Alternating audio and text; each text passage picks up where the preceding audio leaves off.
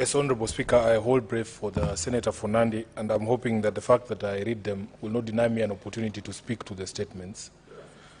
Honorable Speaker, this is a request for statement by the Honorable Senator Cherargei Samson. Pursuant to Standing Order 53.1, I rise to seek a statement from the Standing Committee on Energy on the pending power bills owed by counties to Kenya Power Limited.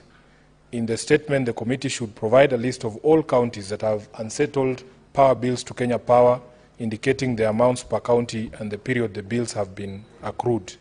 Secondly, state the role of Intergovernmental Relations Technical Committee on harmonizing and assisting counties to settle power bills and other pending bills owed by counties to other entities.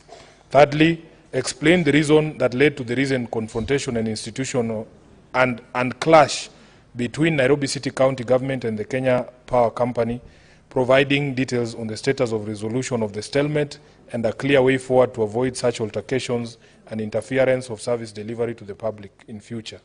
4, appraise the Senate on the Kenya shillings 19.2 billion written off bad debts by KPLC and whether there are counties whose bills were written off, further giving details on the additional revenues that KPLC earns from hosting cables on their poles, yet the entity is reporting losses due to poor revenue collection. Honorable Speaker, the second statement by Senator Cherargei. Mr. Speaker, sir, I rise pursuant to Standing Order 53.1 to seek a statement from the Standing Committee on Energy regarding the alternative revenue streams for the Kenya Power Company. In the statement, the committee should 1. Provide an annual breakdown of the revenue earned by the Kenya Power and Lighting Company from hosting fiber optic cables on the electricity poles from the financial year 2021-2022 to date. Number 2, disclose all other alternative revenue streams that Kenya Power is currently exploring to diversify its income. And thirdly, explain strategies being implemented by Kenya Power to address the persistent issue of poor revenue collection. Lastly, Honorable Speaker, request for statement on the state of emergency response, preparedness and disaster management in Nandi County. I rise pursuant to Standing Order 53.1 to seek a statement from the Standing Committee on National Security, Defense and Foreign Relations regarding the state of emergency response, preparedness and disaster management in Nandi County. In the statement, the committee should 1. Provide an overview of the Nandi County risk management policy. Number 2, state the number of staff currently working in the Nandi County Emergency Response Unit, providing details on the nature and frequency of capacity building programs and refresher training undertaken to enhance the effectiveness in responding to emergencies and disasters.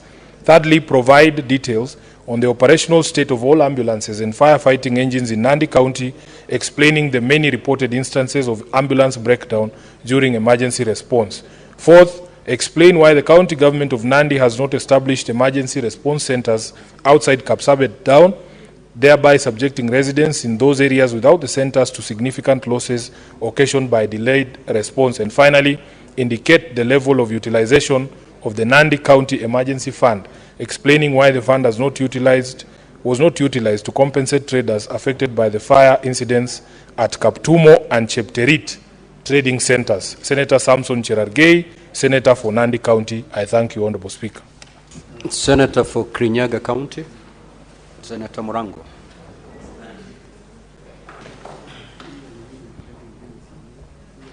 Yes, 2 statements.